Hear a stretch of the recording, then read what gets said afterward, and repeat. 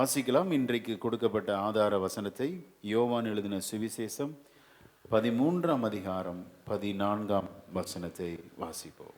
ஆண்டவரும் போதகருமாகிய நானே உங்கள் கால்களை கழுவினதுண்டானால் நீங்களும் ஒருவருடைய கால்களை ஒருவர் கழுவ கடவீர்கள். அடுத்த வசனம். நான் உங்களுக்கு செய்தது போல நீங்களும் செய்யும்படி உங்களுக்கு மாதிரியை காண்பித்தேன். உங்களுக்கு மாதிரியை காண்பித்தேன். ஜெபிக்கலாம். பரிசுத்தமுள்ள நல்ல பிதாவே, இந்த அருமையான 3ஆம் நாளுக்காக நன்றி செலுத்துகிறோம். இந்த நாளில் எங்களை கூட்டி சேர்த்து தயவுக்காக ஸ்தோத்திரம். தாழ்மையின் ஆழத்திற்கு எங்களை அழைத்து செல்லுங்கப்பா. ஆண்டவரே, தாழ்மை உள்ளவர்களுக்கு கர்த்தர் கிருபை அளிக்கிறார். ஆண்டவர், தேவ சமூகத்தில் எங்களை தாழ்த்தும் போது நீர் எங்களை உயர்த்துவீர் என்று வாக்கு தத்தங்கள் எல்லாம் கொடுத்திருக்கிறீங்களாப்பா. ஆண்டவரே, அநேக உயர்வுகளை நீர் வைத்திருக்கிற உன்னதமான ஆசீர்வாதங்களை சபை பெற்றுக்கொள்ளட்டும். இயேசுவின் நாமத்தில் ஜெபிக்கிறோம் நல்ல பிதாவே, ஆமென். அல்லேலூயா. இன்றைய தலைப்பு தாழ்மையின் ஆழம். தேவன் தன்னை எவ்வளவாய் தாழ்த்தினார் என்று இந்த வேத வசனம் நமக்கு குறிப்பிடுகிறது. ஆண்டவரும் போதகருமாகிய நானே அப்படிங்கிறார்.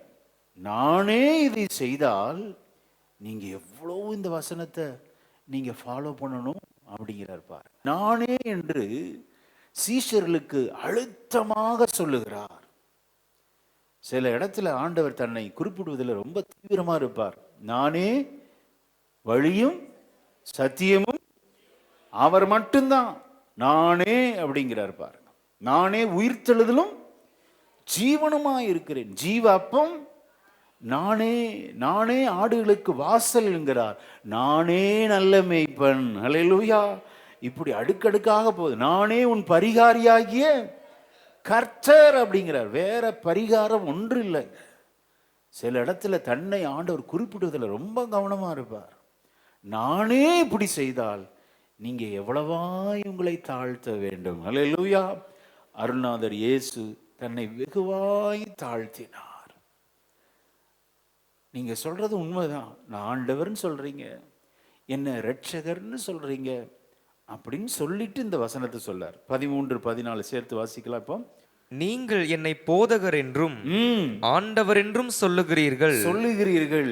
நீங்கள் சொல்லுகிறது சரியே, சரிதான். நான் அவர்தான். ஆண்டவரும் போதகருமாகிய நானே உங்கள் கால்களை கழுவினதுண்டானால் நீங்களும் ஒருவருடைய கால்களை ஒருவர் கழுவ கடவீர்கள். அல்லேலூயா. இந்த காலை வேளையில இந்த தாழ்மையின் சிந்தையை எத்தனை பேர் தரித்து கொள்ள விரும்புகிறோம்? அல்லேலூயா. தாழ்மை நமக்கு ரொம்ப முக்கியங்க. ஹியூமிலிட்டி. சிலர் தப்பாக நினச்சிக்குவாங்க. இந்த தாழ்மை கந்தலான ஆடை போடுவது, செருப்பு இல்லாமல் நடக்கிறது, முகத்தை வாடலாக வச்சுக்கிறது, இதெல்லாம் தாழ்மை நினைக்கிறாங்க. அது தாழ்மை கிடையாது. மனத்தாழ்மை நமக்கு ரொம்ப முக்கியம். அல்லேலூயா. மனது ஆமென் சட்டியிலிருந்து தான் அகப்பையில் வரும். உள்ள ஃபுல்லாக பெருமையும் ஆணவமும் கர்வமும் இருந்துச்சுன்னா எப்படி? அப்போ நம்முடைய மனதளவிலே தாழ்மை அது வெளிப்படணும். சிலருக்கு வெளியில் மட்டும் இருக்கும். வெளியிலேருந்து ஒரு பிரயோஜனம் இல்லை. உள்ளே இருக்கணும், வெளியில் இருக்கணும். அதுக்காக கந்தல் ஆடையை போடணும்னு சொல்லலை ஆண்டவர். செருப்பு இல்லாமல் நடக்கணும்னு சொல்லலை. அப்படியே முகத்தை வாடி வச்சுக்கோ, உன்னை எல்லாரும் விசாரிக்கணும் அப்படின்னா அது சுய பரிதாபம், செல்ஃப் பிட்டி. ஒவ்வொரு கேரக்டர் இருக்குங்க. நமக்கு 21 முகம் இருக்கலாம். 21 ஃபேஸஸ் we have. காதல் திருமணம்லாம் இருக்கு பாருங்க. ஏன் ஃபெயிலியர் ஆகுது? ஒரு முகத்தை தான் பார்க்குறான், இன்னொரு முகத்தை பார்க்கல. 21 முகம் வெளிப்படுறப்போ தான் அடாடாடா ஒரு சாத்தான நம்ம கல்யாணம் பண்ணியிருக்கிறோமேன்னு சொல்லி அநேக குடும்பம் டைவர்ஸ்குள்ளே போகுது. நல்ல கவனிங்க. நமக்குள்ள 21 முகங்கள் இருக்கிறது, முக பாவனைகள். தாழ்மை இருந்துச்சுன்னா எல்லா ஆசீர்வாதம் நமக்கு கிடைக்கும். தாழ்வான பகுதியை நோக்கி தண்ணீர் புரண்டு வருது பாரு.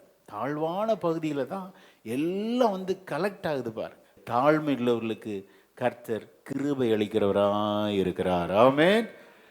தாழ்மை என்பது ஏற்கனவே உங்களுக்கு ஒரு உதாரணத்தை சொல்லியிருக்கிறேன். ஒரு தாழ்வான குழியில போய் நின்று நீங்க எதை பார்த்தாலும் எப்படிதான் இருக்கும்? உயர்வா தான் இருக்கும். நீங்க ஒரு தாழ்வான ஒரு கிணற்றுல தூக்கி உங்களை போடுறாங்கன்னு வச்சுக்கோங்க. அந்த சிந்தை எப்பவும் நமக்கு இருக்கணும். நீங்க பிறரை பார்க்கும்போது தங்களிலும் மேலானவர்களாக பார்க்கிறீர்கள். ஆமென். ஏன்னா குழிக்குள்ள இருக்கிறோம், நம்ம எங்க கீழே பார்க்க முடியும்? எல்லாம் மேலே பார்க்குறப்ப நம்மளை விட்டு எல்லாமே உயர்ந்ததாகவே இருக்கிறது. அதே சிகரத்தில் இருந்தீங்கன்னா உங்க காலுக்கு கீழே தான் எல்லாம் பார்ப்பீங்க. எனக்கு கீழே தான் எல்லாமேன்னு சொல்லி நம்முடைய வாழ்க்கையில தாழ்மை ரொம்ப முக்கியம். ஒரு தாழ்வான பகுதியில் உங்களை வைத்துக் கொள்ளுங்கள். உங்களை விட எல்லாரையும் நீங்கள் உயர்வாக நினைப்பீர்கள். ஆமென். சிறிய பையனை கூட நீங்க ஒரு அற்பமா நினைக்க மாட்டீங்க. ஏன்னா அவன்கிட்ட என்ன இருக்கு? அவ்வளோ மெமரி பவர் இருக்கு. நீங்க யோசிச்சு பாருங்க, உங்களை விட மற்றவங்க ஏதாவது ஒரு காரியத்தில் உயர்ந்தவங்களா இருப்பாங்க. யாரையும் அற்பமா நினைக்காதீங்க. வயதானவங்கள அற்பமா நினைச்சிடக்கூடாது. அவங்க கிட்ட தான் அனுபவம் இருக்கிறது. அல்லேலூயா. அனுபவங்களை நம்ம விலை கொடுத்து வாங்கிட முடியுமா? எத்தனை அடிபட்டு வந்திருக்கிறாங்க. ஒரு வயசானவங்க வீட்டில் தோத்திரம் பண்ணிட்டு இருந்தாலே பெரிய ஆசீர்வாதம். அல்லேலூயா. ஆமென். இளைஞர்களை அற்பமாக நினைச்சிட முடியுமா? அவங்களுக்கு நல்ல பலன் இருக்கிறது. காசு பணம் மட்டும்தான் இல்லை, ஒரு காரியத்தை செய்கிறதுக்கு அத்தனை பலன் இருக்கிறது, நல்ல ஞானம் இருக்கிறது. ஆமென்.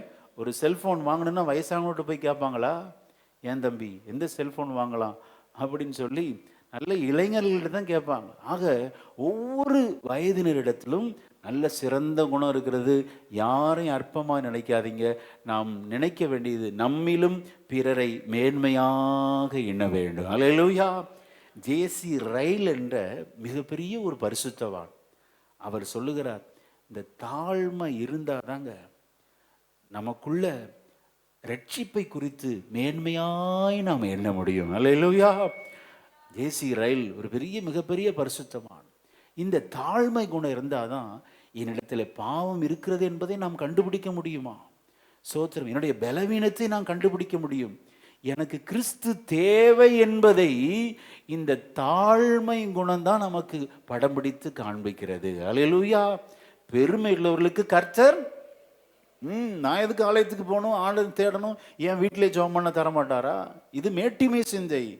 ஸ்தோத்திரம். அகந்தை, கர்வம், தாழ்மை இருக்கிறவங்க ஓடி வந்திருக்கிறீங்க. தாழ்மை குணம் ரொம்ப முக்கியங்க. அது இல்லைன்னா மேட்டிமை உள்ளவர்கள் கிறிஸ்துவை தேட மாட்டார்கள். ஞாயிற்றுக்கிழமை கிறிஸ்தவங்களா இருப்பாங்க. தாழ்மை ரொம்ப முக்கியம். பார்த்தீங்களா? ஜபத்தோடு நாம் தாழ்மையை வளர்த்து கொள்ள வேண்டும். எவ்ரிடே ஒருத்தரை பார்த்து விஷ் பண்றப்ப என்னை விட உங்களுக்கு ஏதோ ஒரு சுபாவம் மேலானதாக இருக்கும் என்ற நினைப்பு இருக்கணுங்க. நம்மை உயர்த்தும் போது தான் இந்த பிரச்சனை வருது. தாழ்மையே இல்லாமல் போகிறது. ஆக உயர்த்தாமல் இருக்க முடியுமா? நமக்கு ஆசீர்வாதம் வேணும், வசதி வாய்ப்புகள் வேணும், வீடு வேணும், ஸ்தோத்திரம், பிள்ளைகள் ஆசீர்வதிக்கப்பட வேண்டும். ஆனால் ஒன்றை புரிந்து கொள்ளுங்கள், கல்வி பெருகும்போது, செல்வம் பெருகும்போது நம்மை தொடர்ந்து நாம் தாழ்த்துவதில் ரொம்ப கவனமாக இருக்க வேண்டும். ஆமென். இவைகளெல்லாம் ஆணவத்துக்கு அடித்தளமாய் மாறுகிறது. ஆணவம், கர்வம், என்கிட்ட இல்லாத படிப்பா, என்கிட்ட இல்லாத அழகா, எனக்கு இல்லாத செல்வமா, இதெல்லாம் கொஞ்சம் கூடி கூடி வரும்போது மற்றவர்களை ரொம்ப மட்டுப்படுத்தி நினைக்கிறோம். கிறிஸ்து எனக்கு வேணுங்கிற சிந்தை யாருக்கு வரும் அப்படின்னா அந்த உணர்வை தருவதே தாழ்மை. அல்லேலூயா. ஆமென். ஸ்தோத்திரம். இப்போ இருக்கிற ஜென்ரேஷன் பார்த்தீங்கன்னா அடுத்தடுத்து வர்றாங்க பாருங்க ஜென்ரேஷன். அவங்க கடந்த ஜென்ரேஷன் எப்படி பார்க்குறாங்க அப்படின்னா ஒன்றும் தெரியாது, கை நாட்டு அப்படின்னு நினைக்கிறாங்க. நீங்கள் யோசிச்சு பாருங்கள், நல்லா படிக்கிற பிள்ளைகள்கிட்ட கொஞ்சம் பேச்சு கொடுத்து பாருங்கள். நீங்களும் அந்த காலத்து ஆள். நான் யூஸ் பண்ணுற மாதிரி செல்ஃபோன் உங்களுக்கு யூஸ் பண்ண தெரியுமா, என்னுடைய நாலேஜ் உங்களுக்கு இருக்குதா அப்படி சொல்லி ரொம்ப அற்பமாக நினைக்கிறாங்க. அவங்களுக்கு அப்படி ஒரு சிந்தங்க. அப்படி பழைய ஆட்கள் இவங்களுக்கெல்லாம் ஒன்றும் தெரியாது. நல்லா கவனிக்கணும்.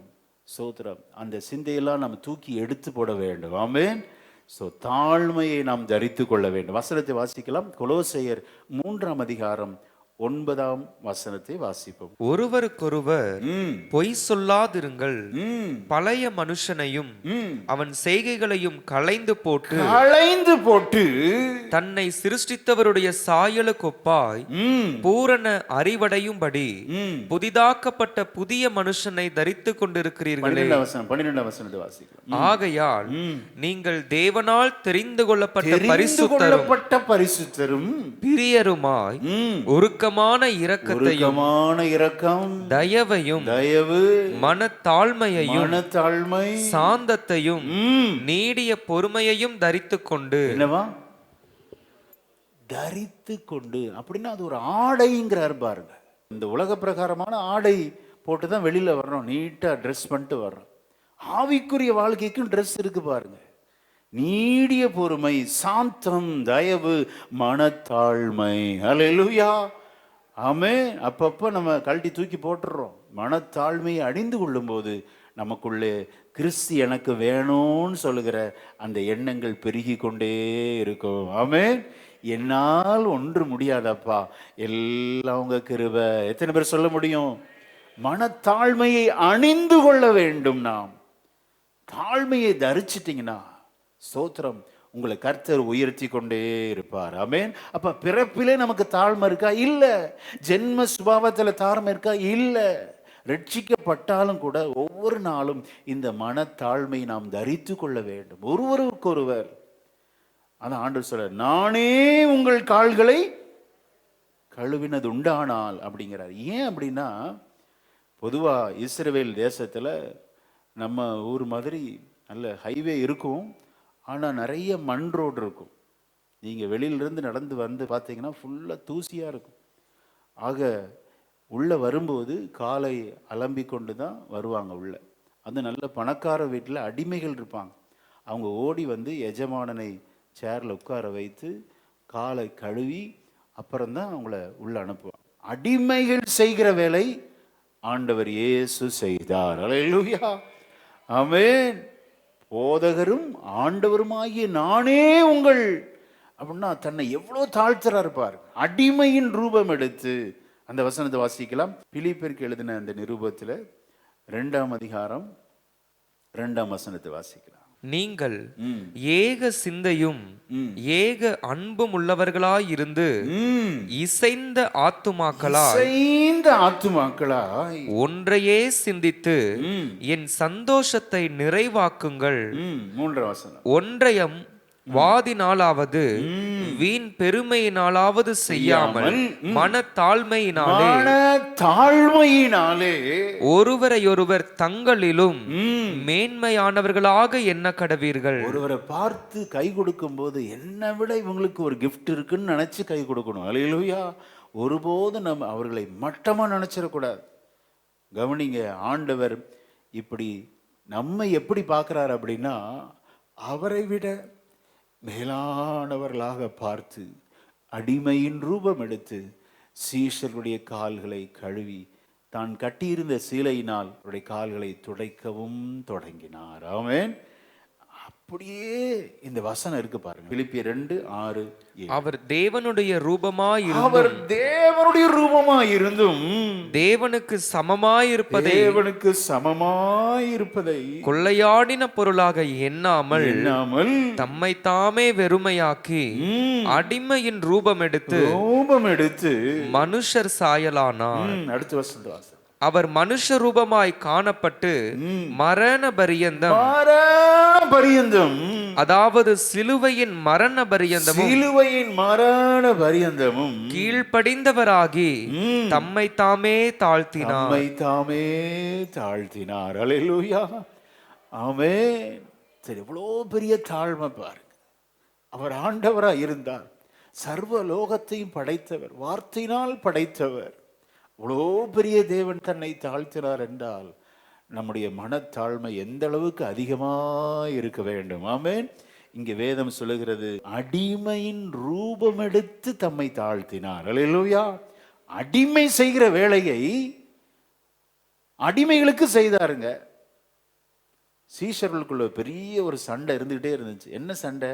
இதெல்லாம் மாதிரியை ஏன் செய்து காண்பித்தார் என்றார். வாசிக்கலாம். மார்க்கு 9:33-34. அவர் கப்பர்நகூமுக்கு வந்து வீட்டிலே இருக்கும்போது அவர்களை நோக்கி, நீங்கள் வழியிலே எதை குறித்து உங்களுக்குள்ளே தர்க்கம் பண்ணினீர்கள் என்று கேட்டார். நீங்க வர்றப்ப என்ன பேசிக்கிட்டே வந்தீங்க, என்ன சண்டை போட்டுட்டே வந்தீங்க அப்படின்னு கேட்கிறாரு. அதற்கு அவர்கள் பேசாமல் இருந்தார்கள். ஏனெனில் அவர்கள் தங்களுக்குள்ளே எவன் பெரியவன் என்று வழியில் தர்க்கம் பண்ணினார்கள். எவன் பெரியவன் என்று தர்க்கம், இதான் பிரச்சனை. ஆண்டவர் இதை உடைக்கிறதுக்காகவே அவருடைய கால்களை கழுவ தொடங்கினார். அல்லேலூயா.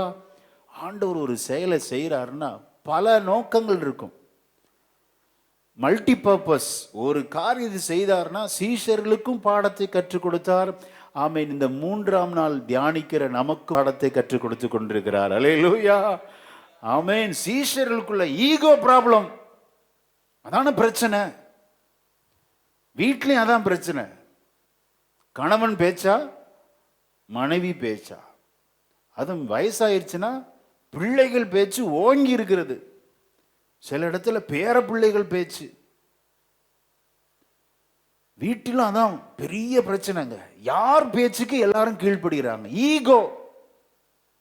அதை ஒட்டச்சாதான் அந்த குடும்பம் ஆசீர்வதிக்கப்படும். அல்லேலூயா. ஒருவருடைய மனதை புரிந்து கொள்ளணும், கம்பல் பண்ணக்கூடாது, அற்பமா நினைக்க கூடாது. மனைவி சொல்றதை மதிக்கணும், புரிந்து கொள்ளணும். அவங்களுடைய உணர்வுகள் இருக்குது. எத்தனை பேர் எங்களுடைய குடும்பத்தில் எந்த ஈகோ இல்லைன்னு சொல்ல முடியும்? அல்லேலூயா. ஈகோ எல்லாம் தூக்கி எறிந்தாதான் நீங்கள் ஆசீர்வதிக்கப்பட்டவர்கள். ஆமென். சபையிலும் சரி, வேலை பார்க்கிற இடத்திலும் சரி, ஒரே தகராறு இங்க ஆண்டவர் பார்க்கிறார். வாசிக்கலாம், லூக்கா 22:24. அன்றியும் தங்களில் எவன் பெரியவனாயிருப்பான் என்று அவர்களுக்குள்ளே வாக்குவாதம் உண்டாயிற்று. அவர் அவர்களை நோக்கி, கவனிங்க, ஒரே சண்டை. 12 பேர்ல யார் பெரியவங்க?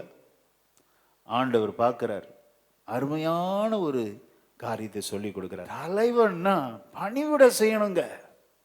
அவன் தான் தலைவன். உங்க குடும்பம் ரொம்ப பிளஸ்ஸிங்கா இருக்கணுமா, உங்க பேச்சு எடுபடணுமா அப்படின்னு நினைக்கிறீங்கன்னா நீங்க ஒரு பணிவிடைக்காரனை போல மாறிவிடுங்கள். அல்லேலூயா. வேர்ல்டு என்ன சொல்லுது? அதிகாரம் பண்ணு, ஆளுமை, பதவி, அதிகாரத்தை பயன்படுத்துங்குது. ஆனா ஆண்டவர் அப்படியே வேர்ல்டுக்கு ஆப்போசிட்டுங்க. உங்க வீட்டில் உங்க பேச்சு எடுபடணுமா, பணிவிடைக்காரனை போல மாறிவிடுங்கள். அல்லேலூயா. அவன் ஈகோ பிராணம் வரக்கூடாது. இங்கே பாருங்க, ஆண்டவர் சீஷருடைய பாதத்தை கழுவ ஒரு பாத்திரத்தில் தண்ணீரை எடுத்துக்கொண்டு இடுப்பிலே சீலையை கட்டி கொண்டு பணிவிடைக்காரனை போல அவருடைய பாதத்தை கழுவ தொடங்கினார். அல்லேலூயா. ஏன் இதை செஞ்சார்? டெமான்ஸ்ட்ரேஷன் பண்ணி காமிக்கிறார். டீச்சிங் இங்க அப்படியே ப்ரூவ்டு, தியரட்டிக்கல். இங்க மலை பிரசங்கத்தில் இருந்து ஆவியில் எளிமையுள்ளவர்கள், மத்தேயு 5:3, அவர்கள் யாரு? தேவனுடைய புத்திரர் என்று எண்ணப்படுவார்கள். எல்லாம் நம்மளை அவருடைய பிள்ளைகளாகவே கருதி இந்த டீச்சிங்கை கொடுக்கிறார். நம்ம அந்நியர் அல்ல, அவருடைய பிள்ளைகளா மாறணும்னா ஆவியில் எளிமை, சாந்த குணமுள்ளவர்கள் பாக்கியவான்கள், அவர்கள் பூமியை. அல்லேலூயா. ஏன் இடம் வாங்க முடியல? நமக்குள்ள சாந்த குணம் இல்லை. இடம் வாங்கணும், வீடை கட்டணும், சாந்த குணம், நம்மை தாழ்த்தணும். வீட்டில் யார் பெரியவர்கள்? பிரச்சனை. நான் பெரியவனா, நீ பெரியவனா? அந்த வசனம் அப்படியே நிறைவேறுங்க. சாந்த குணத்தை வளர்த்தி கொள்ளுங்கள், ஆவியில் எளிமை உள்ளவர்களா இருங்கள். ஸ்தோத்திரம். நம்முடைய குடும்பம் மிகுந்த ஆசீர்வாதமா இருக்கும். அல்லேலூயா. சொல்றது எல்லாமே ஸ்பிரிச்சுவல். இதை மட்டும் நீங்க டெவலப் பண்ணி பார்த்துட்டு என்கிட்ட சொல்லுங்க. உங்க குடும்பம் ஆசீர்வதிக்கப்படலைன்னா உங்க குடும்பத்துல பெரிய ஒரு சமாதானம் உங்களை கர்த்தர் நிரப்புவார். அல்லேலூயா. 100க்கு 100 உண்மைங்க. இதெல்லாம் அப்ளை பண்ணி பார்ப்பேன். என்னுடைய வாலிபத்தில் இதெல்லாம் அதிகமாக தியானிப்பேன். இந்த மலை பிரசங்கத்தை காலேஜ் படிக்கிறப்ப, ஒர்க் பண்ணிட்டு இருக்கிறப்ப ரொம்ப தியானித்து இதை அப்ளை பண்ணி பார்ப்பேன். அப்படியே அப்பியாசப்படுத்துறது. அப்படி ஒரு எஃபெக்ட் இருக்குங்க. கண்டு அப்படியே பூரித்து போனேன். ஸ்தோத்திரம். அவ்வளோ நன்மைகளை நான் பெற்றுக்கொண்டேன். எல்லாவற்றையும் விட நமது இருதயத்தில் ஒரு மன நிறைவு இருக்கும் பாருங்க. பெரிய சம்பளம் இல்லை, ஸ்தோத்திரம், பெரிய பிரம்மாண்டமான வாழ்க்கையில், ஆனா இருக்கிற வாழ்க்கையில ரொம்ப மன நிறைவான வாழ்க்கை. நாம் ஆண்டுடைய வசனத்தை அப்ளை பண்ணி பார்க்கணும். அல்லேலூயா. அது செய்து பாருங்களேன். இன்னைக்கு ஒரு தீர்மானத்தோடு வெளியே போங்க. ஆமென். எல்லாரும் முன்பாக என்னை தாழ்த்தி கொள்வேன். கனம் பண்ணுவதிலே முந்திக் கொள்ளுங்க. அவங்க வந்து சொன்னாதான் பிரைஸ் லார்ட் சொன்னா அப்படி நினைக்காதீங்க. நீங்க உங்களை அர்ப்பணிச்சு பாருங்களேன். ஆச்சரியமான உண்மைகள் இந்த வேதம் சத்தியம் நிறைந்தவைகள். ஆமென். இதை நீங்க மட்டும் சோத்திரம் கை கொண்டு விட்டா உங்க குடும்பம் ஒரு குட்டி பரலோகமாகவே மாறிவிடும். அல்லேலூயா. சீஷர்களுக்குள் இருந்த ஈகோவை உடைக்க ஆண்டவர் இந்த காரியத்தை ஒரு டெமான்ஸ்ட்ரேஷன் பண்ணி காமிக்கிறார். மலை பிரசங்கம், செர்மன் ஆன் தி மவுண்ட். இப்போ ஆண்டவர் கொல்கதாக்கு போக போறார். கொல்கதாக்கு சிலுவையிலே போவதற்கு முன்பாக எதையெல்லாம் சொன்னாரோ, தியரிட்டிக்கல் கிளாஸ் இருந்துச்சு, இங்கே ப்ராக்டிக்கலாக ப்ரூவ் பண்ணி காமிக்கிறார். ஒரு நாளில் ஆண்டவர் அவர் மரிக்க போறார். இவர் மரித்து விட்டால் இந்த சோதர ஜனங்களுக்குள்ள சீஷர்களுக்குள்ள ஒற்றுமை இல்லைன்னா தேவனுடைய ராஜ்யத்தை கட்ட முடியாது. ஈகோ ப்ராப்ளம் வரக்கூடாது. எவன் பெரியவன் என்ற பிரச்சனை இருந்தா சபை உருவாக முடியாது என்பதை ஆண்டவர் அறிந்து சீஷர்களின் கால்களை கழுவ தொடங்கினார். அல்லேலூயா. உங்க குடும்பம் ஏன் கட்டப்படல? யார் பேச்சு? அப்படி இருக்காதீங்க. அப்படியே தரை மட்டும் உங்களை தாழ்த்துங்கள். உங்களை விட மற்றவர்களை மேலானவர்களாக எண்ணுங்கள். நீங்க ஒர்க் பண்ற பிளேஸ், உங்க குடும்பம், சபை எல்லாம் ஆசீர்வதித்து கர்த்தர் பெருக பண்ணுவார். அல்லேலூயா. ஆமென். வாசிக்கலாம் நீதிமொழிகள் 22:4. மிக முக்கியமான பிளஸிங் இதுல தான் இருக்குங்க. தாழ்மைக்கும் கர்த்தருக்கு பயப்படுதலுக்கும் வரும் பலன் ஐஸ்வர்யம் மகிமை ஜீவனுமாம். அல்லேலூயா. நீங்க கேட்கலாம், என்ன கோலன்னு சொல்லுவாங்க பாஸ்டர், என்ன கையால் ஆகாதவன் சொல்லுவாங்க. இல்லைங்க, நீதிமொழிகள் 22 சத்தியம். ஆமென். தாழ்த்தும் போது கர்த்தருக்கு பயப்படுகிற பயம், 2 கேரக்டர் கிறிஸ்டியானிட்டிக்கு ரொம்ப இம்பார்ட்டன்ட். மிக முக்கியமான வசனம் ரெண்டும். இந்த வார்த்தை கர்த்தருக்கு பயப்படுகிற பயமும் தாழ்மைக்கும் வருகிற பலன் ஸ்தோத்திரம் ஐஸ்வர்யம். அல்லேலூயா. மகிமை ஜீவனம், நித்திய ஜீவனை நம்ம ஆண்டு நமக்கு தருவா. தாழ்மை இல்லாதனால தான் இயேசு எங்களுக்கு வேண்டாங்கிறாங்க. எங்க கைபலன் போதுங்க, எங்க சாமர்த்தியம் இருக்கு. அவர்கள் தங்களை நம்புகிறார்கள், இயேசுவை நம்புவதில்லை. வேலைக்கு போறதே குறியா இருக்கிறாங்க, ஆலயத்துக்கு வருவதில்லை. நான் விசுவாசிக்கிறேன் 3ஆம் நாள் வந்திருக்கிற உங்கள் ஒவ்வொருவருக்கும் இந்த 3 ஆசீர்வாதங்களை அப்பன் இயேசு தருவார். ஆமென். உங்களுக்கு ஐஸ்வர்யம் ஆண்டவர் தருவார். விசுவாசிக்கிறீங்களா? அதை அப்படியே ரிசீவ் பண்ணுங்க. உங்களை மகிமைப்படுத்துவார். வேலை பார்க்கிற இடத்துல நல்ல ப்ரமோஷன் தருவார், நல்ல சாட்சியுள்ள ஜீவியத்தை தருவார். நீங்கள் அநேகருக்கு ஆசீர்வாதமாய் மாறுவீர்கள். அல்லேலூயா. நல்ல நீடிய ஆயுசை தருவார். சடுதியிலே உங்களை எடுத்துக்கொள்ள மாட்டார். பாதியிலே தேவன் உங்களை எடுக்குமா. நல்ல கரங்களை தட்டி பெற்று இந்த 3ஆம் நாளிலே சடுதியான மரணம் நமக்கு நேரிடாதபடி கர்த்தர் இயேசு நம்மை பாதுகாப்பாராக. நம்முடைய போக்கு வரவதுகாக்கப்படுவதாக. நமக்கு நித்திய ஜீவனை தருவாராக. இயேசுவை அறிந்து கொள்ளுவோம், அவருடைய ஆசீர்வாதங்களை நாம் பெற்றுக்கொள்வோம். பிரியமானவர், இந்த 3ஆம் நாளிலே தாழ்மையின் ஆழத்தை கற்றுக் கொடுத்தீரப்பா. நீர் எஜமானன், உமக்கு கட்டளையிட உரிமை உண்டு. ஆனாலும் சீஷர்கள் நடுவிலே சீஷர்களுக்கும் கீழாக ஒரு அடிமையின் ரூபம் எடுத்து தன்னை தாழ்த்தினது நாங்கள் வாசித்தோம். நீங்களும் இப்படிவதற்காகவே ஒரு மாதிரியை காண்பித்தேன் என்று சொன்னீரப்பா. எங்கள் வேலை ஸ்தலங்களில், சபையில், எங்கள் குடும்பத்தில்ப்பா மனத்தாழ்மை தாங்க ஆண்டவரே. அப்பா ஸ்தோத்திரம். அந்த மனத்தாழ்மை தான் இயேசுவினிடத்தில் கொண்டு வந்திருக்கிறதப்பா. இந்த 3ஆம் நாள் வந்த ஒவ்வொருவருக்கும் உமது கிருபையை அளவில்லாமல் பொழிந்தருளுவீராக. ஐஸ்வர்யம் அவங்களை தேடி வரட்டும். பெரிய பெரிய ப்ராஜெக்ட் அவங்களை தேடி வரட்டும் ஆண்டவரே. மகிமைப்படுத்துங்க அப்பா. நல்ல நீடி ஆயுசு கொடுங்க சுவாமி. தாழ்மைக்கும் கர்த்தருக்கு பயப்படுகிற பயத்துக்கும் வருகிற நன்மைகளை சபை சுதந்திரிக்கட்டும். இயேசுவின் நாமத்தில் பிதாவே.